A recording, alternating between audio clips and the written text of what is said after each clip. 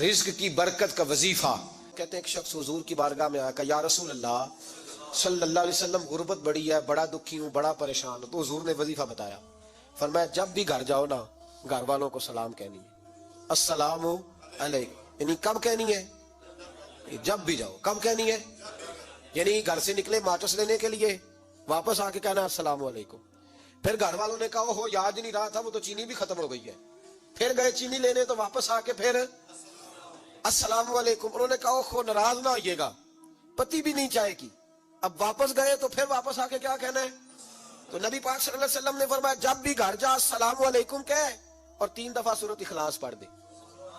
اور سورت بھی وہ بتائی جو سب کو آتی ہے, قل هو اللہ احد اللہ الصمد لم یلد ولم یولد ولم یکن لہ کفوا احد. 3 دفعہ یہ پڑھ دے. صحابی بڑے سیانے تھے, بڑے مسئلے حل کرتے تھے ہمارے, فٹافٹ بول پڑے. وہ صحابی کہنے لگے حضور میری تو چھوٹی سی فیملی ہے, کئی دفعہ بچے گھر نہیں ہوتے, ننھیال گئے ہوتے ہیں, تو پھر کیا کروں؟ حضور نے فرمایا جب گھر میں کوئی نہ ہو تو اپنے نبی پہ درود و سلام پڑھ دے.